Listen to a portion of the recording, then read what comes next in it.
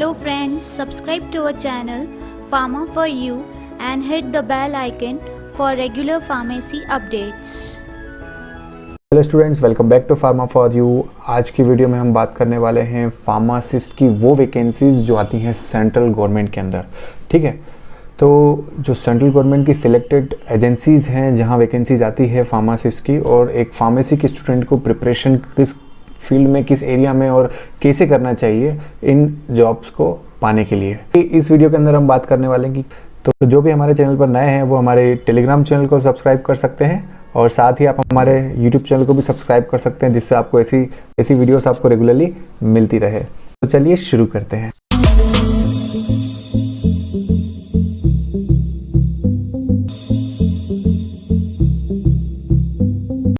तो देखिए, इस वीडियो के अंदर हम बात करने वाले हैं कि कौन कौन सी ऐसी जॉब प्रोफाइल्स होती हैं सेंट्रल गवर्नमेंट की जहाँ पे एक फार्मेसी का स्टूडेंट अप्लाई कर सकता है। देखिए, वैसे तो डिप्लोमा और डिप्लोमा इन फार्मेसी और degree pharmacy both students are eligible. वो दोनों तरह के कैंडिडेट्स अप्लाई कर सकते हैं सेंट्रल गवर्नमेंट की वैकेंसीज़ के लिए। पर इंडिया के अंदर जो प्रायोरिटीज़ होती है, मतलब जो बेसिक नीड मांगी जाती है, वो डिप्लोमा इन फार्मेसी मांगी जाती है, क्योंकि अभी तक फार्मेसी का इतना अच्छा इंप्रूवमेंट हुआ नहीं कि बैचलर ऑफ फार्मेसी की जॉब्स निकले। जैसे इंजीनियरिंग के अंदर बैचलर ऑफ इंजीनियरिंग की जॉब निकलती है तो उनका जो पे स्केल है वो काफ़ी अच्छा होता है, पर जो डिप्लोमा इन फार्मेसी की जॉब्स होती हैं उसके हिसाब से उनका पे स्केल भी कम होता है, और जो बैचलर ऑफ फार्मेसी और एम फार्मेसी के स्टूडेंट हैं उनको डिप्लोमा लेवल की जॉब के लिए ही अप्लाई करना पड़ता है। तो उनका जो पे स्केल है बहुत ही कम होता है। जो प्रमोशंस होते हैं वो डिप्लोमा लेवल पे ही होते हैं, डिग्री लेवल के प्रमोशंस और सैलरी और ग्रेड पे नहीं मिल पाते हैं। और जो बैचलर ऑफ फार्मेसी करने का जो कोर्स होता है वो देखिए AICTE अप्रूव्ड कॉलेज से होता है, यानी टेक्निकल एजुकेशन, और मांगा भी यही जाता है कि आप भी AICTE और PCI अप्रूव्ड कॉलेज से ही फार्मेसी करें। तो AICTE अप्रूव्ड होने के बाद भी जो आपका बेसिक लेवल है गवर्नमेंट जॉब में स्टार्टिंग का, वो डिप्लोमा ही मांगा जाता है। ओके, पर फिर भी आने वाले फ्यूचर में ये चीज़ें रिजॉल्व होंगी, होप सो कि PCI इसके लिए ज़रूर हेल्प करेगा, और इस डायरेक्शन के अंदर PCI ज़रूर काम करेगा और इसका कुछ फ्यूचर में सॉल्यूशन होगा। तो देखिए, हम आते हैं हमारे मेन पॉइंट पे।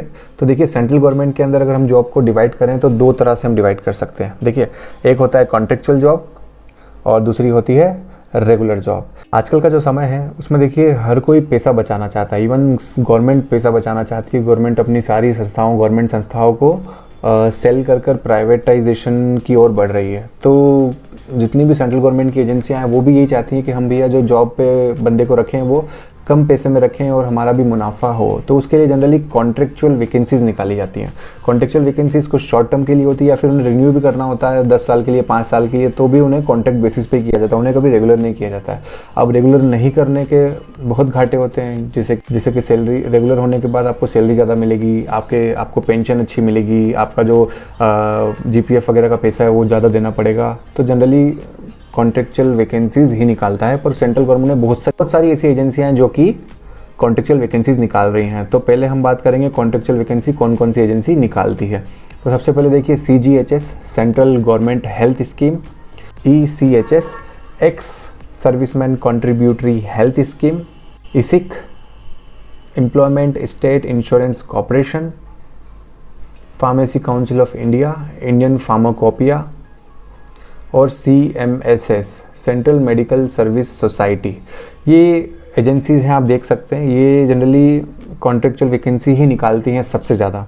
उसके बाद CGHS, ECHS और ESIC, इन तीनों के अंदर रेगुलर पोस्ट भी आती है, बहुत कम आती है, 2 या 3 साल में कुछ वैकेंसीज आती हैं जो कि रेगुलर होती हैं।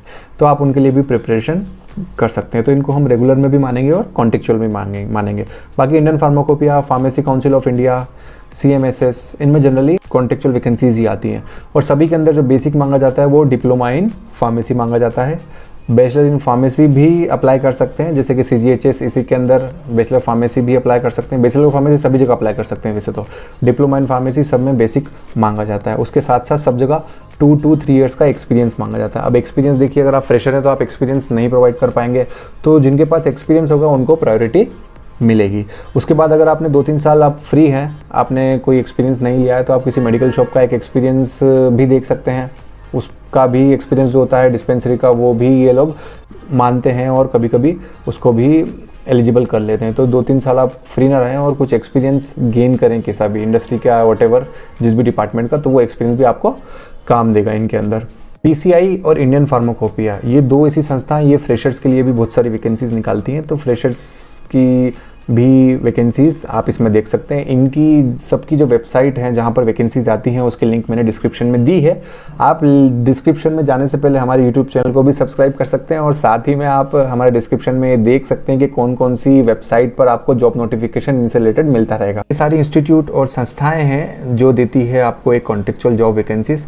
इसमें देखिए CGHS, इसिक और ECHS, ये 3 संस्था है जो सेंट्रल गवर्नमेंट की है। इसमें कॉन्ट्रेक्चुअल वैकेंसीज भी आती हैं और साथ साथ रेगुलर वैकेंसीज भी आती हैं। तो आप रेगुलर के लिए प्रिपरेशन भी कर सकते हैं। रेगुलर बहुत ही कम आती है इसके अंदर, जो कॉन्ट्रेक्चुअल होती है वो हर साल, हर थोड़े दिनों में आती रहती है। हमारी वेबसाइट पे हम लोग हमारे यूट्यूब चैनल पर भी रेगुलरली पोस्ट करते रहते हैं वीडियोस, जिसमें सेंट्रल गवर्नमेंट और स्टेट गवर्नमेंट की ज़्यादातर वीडियोस होती हैं। अब हम बात करेंगे रेगुलर जॉब्स की। तो देखिए रेगुलर जॉब्स जो होती हैं वो बहुत ही अच्छी होती है फार्मेसी के अंदर। आपको इनिशियल जो ग्रेड पे होता है वो 2800 मिलता है, ठीक है, 2800, एंड दैट मीन्स आपकी सैलरी 35 से 40 हज़ार के आसपास बनती है स्टार्टिंग में। उसके बाद 2 साल जब आप कंफर्म हो जाते हैं after the probation period, then आपको जो सैलरी मिलती है वो मिलती है 50 हज़ार के आसपास। तो देखिए ये लमसम बता रहा हूँ मैं, एग्जैक्ट अमाउंट नहीं है, आप कैलकुलेट करेंगे तो वो जो अराउंड होगा उसके आसपास ही बनने वाला है। तो इसीलिए जनरली कंपनीज जो होती हैं वो रेगुलर एम्प्लॉयज़ को रखना कम पसंद करती है, क्योंकि उनको ज़्यादा सैलरी देना पड़ेगी और बहुत सारे फ़ायदे देना पड़ेंगे। अब सेंट्रल गवर्नमेंट की रेगुलर जॉब्स जो होती हैं उसके अंदर जो ज़्यादा जॉब देने वाली जो संस्था होती है वो रेलवे होती है। रेलवे के अंदर जब वैकेंसीज निकलती है तो बहुत सारी निकलती है। उसके साथ देखिए रेलवे के साथ साथ जो सेकंड है वो इंडियन आर्मी की जॉब है। इंडियन आर्मी में बहुत सारी जॉब निकलती है, पर रिलीज़ होती हैं उन लोगों की अलग अलग जगह पर, अलग अलग स्टेट्स में, अलग अलग सिलेक्टेड डिस्ट्रिक्ट्स के लिए होती है। वहाँ के स्टूडेंट ही जाकर उसमें अप्लाई कर पाएंगे। ओके, तो अगर आप उसके लिए प्रिपरेशन कर रहे हैं तो अपना फिजिकल भी अच्छा रखिए, क्योंकि उसमें फिजिकल होता है, रिटन एग्जामिनेशन होता है और दोनों चीज़ें होती है। तो दोनों चीज़ें आप जब कर पाएंगे जब भी आप उसको क्रैक कर पाएंगे। उसके बाद नेवी के अंदर भी निकलती है पर बहुत ही लिमिटेड निकलती है, एयर स्टेशंस के अंदर भी निकलती है पर बहुत ही कम निकलती है। इन सभी के अंदर डिप्लोमा इन फार्मेसी बेसिक मांगा जाता है। अगर आपके पास बैचलर इन फार्मेसी है तो भी आप अप्लाई कर पाएंगे। फिजिकल का जरूर ध्यान रखिएगा इंडियन आर्मी की जॉब के अंदर। इंडियन आर्मी के लिए कैसे प्रिपरेशन करनी है, आपको कैसे एग्जाम की तैयारी करनी है, उसके लिए हमने एक डेडिकेटेड वीडियो बना रखी है जिसकी लिंक डिस्क्रिप्शन में भी है, और साथ ही आप ऊपर आई बटन को भी क्लिक कर कर उस वीडियो को देख सकते हैं। वो बहुत ही हेल्पफुल होने वाली है जो बच्चे इंडियन आर्मी के अंदर जाना चाहते हैं। उसके बाद जो वैकेंसीज आती हैं वो आती हैं सेंट्रल गवर्नमेंट की, वो है AIIMS, all India institute of medical sciences. AIIMS के हॉस्पिटल बहुत जगह पे ऑल ओवर इंडिया में फैले हुए हैं, वहाँ पर भी जॉब आती है फार्मासिस्ट की, और वो बहुत ही अच्छी जॉब होती है। जो सैलरी होती है मैं आपको पहले ही बता चुका हूँ, सेम सैलरी स्ट्रक्चर होता है, जॉब बहुत अच्छी होती है। उसके साथ साथ कुछ PSUs होती हैं, पब्लिक सेक्टर अंडरटेकिंग्स होती है, जैसे कोल इंडिया, पेट्रोलियम इंडस्ट्रीज होती हैं बहुत सारी गवर्नमेंट की, वहाँ पर भी फार्मासिस्ट की वैकेंसीज निकलती है वहाँ के हॉस्पिटल्स के अंदर, ठीक है। और उनके लिए भी आपको डिप्लोमा इन फार्मेसी बेसिक चाहिए होता है, कुछ एक्सपीरियंस होता है तो बहुत अच्छी बात है, और डिग्री इन फार्मेसी हुई तो भी आप अप्लाई कर पाएंगे उसके अंदर। उसके बाद IITs होते हैं, इंडियन इंस्टीट्यूट ऑफ टेक्नोलॉजी, वहाँ के जो अंदर के हॉस्पिटल्स होते हैं वहाँ के लिए भी फार्मासिस्ट की वैकेंसीज निकलती है। वैकेंसीज आती रहती हैं एक दो, पर एक साथ वैकेंसीज बल्क में कभी नहीं आती। आप अपनी प्रिपरेशन हमेशा रेडी रखें कि उनके लिए आपको प्रिपरेशन अगर करनी है तो प्रिपरेशन करने के लिए सबसे पहली चीज़ आप ध्यान रखिए, जब आप डिग्री या डिप्लोमा के फाइनल ईयर में हो जब भी आप अपनी तैयारी चालू कर दें, क्योंकि रिटर्न एग्जामिनेशन हर जगह होती है। अगर सेंट्रल गवर्नमेंट की आपको जॉब चाहिए तो, अगर कॉन्ट्रेक्चुअल भी चाहिए तो भी आपका एक एग्ज़ाम होगा, और अगर आपको प्राइवेट मतलब रेगुलर चाहिए तो भी आपका एक एग्जामिनेशन होगा। तो आपका जो बेसिक है वो बिल्कुल क्लियर होना चाहिए। आप अपने फाइनल ईयर में ही तैयारी करना चालू कर दें। अगर आप फाइनल ईयर में तैयारी चालू कर देंगे तो जब भी वैकेंसी आती है तो आप उससे अप्लाई कर पाएंगे और क्वालिफाई कर पाएंगे। आप पास होते हैं उसके बाद सबसे पहला काम आपको ये करना है कि अपना फार्मेसी काउंसिल ऑफ इंडिया के अंदर रजिस्ट्रेशन करवाना है। PCI का रजिस्ट्रेशन बहुत इंपॉर्टेंट होता है, क्योंकि जब एग्जामिनेशन आती है तो उसके बाद आपके पास रजिस्ट्रेशन नहीं होता है तो उसमें कम से कम 6 मंथ का ड्यूरेशन लग जाता है किसी स्टेट्स के अंदर, तो फिर आप किसी जॉब के लिए अप्लाई नहीं कर पाते हैं। तो रजिस्ट्रेशन हमेशा रेडी होना चाहिए, आपकी डिग्री और डिप्लोमा की मार्कशीट सारी हमेशा रेडी रहना चाहिए। तो ये चीज़ें रेडी होंगी तो जब भी वैकेंसीज आएंगी आप अप्लाई कर पाएंगे और आराम से इसको फाइट कर पाएंगे। तो देखिए ये सारी बातें हमने जो करी है वो रेगुलर और कॉन्टेक्चुअल जॉब के बारे में करी है, जो कि है सेंट्रल गवर्नमेंट के अंदर। ज़्यादातर जो वैकेंसीज आती हैं वो इन्हीं में आती है। इनके अलावा अगर मैं कुछ भूल गया हूँ तो आप कमेंट बॉक्स में मुझे बता सकते हैं। तो ये सारी बातें थी job opportunities after bachelor of pharmacy और diploma in pharmacy. Central government की ऐसी ही वैकेंसी जब भी आती हैं तो हम हमारे यूट्यूब चैनल पे हम ज़रूर डालते हैं।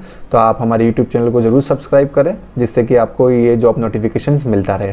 तो ये सारी बातें थी फार्मेसी की जॉब अपॉर्चुनिटीज़ के बारे में सेंट्रल गवर्नमेंट के अंदर। ऐसी ही और वीडियोज़ के लिए आप हमारे यूट्यूब चैनल को सब्सक्राइब कर सकते हैं और इस वीडियो को अपने फ्रेंड्स के बीच में शेयर कर सकते हैं। Thank you so much.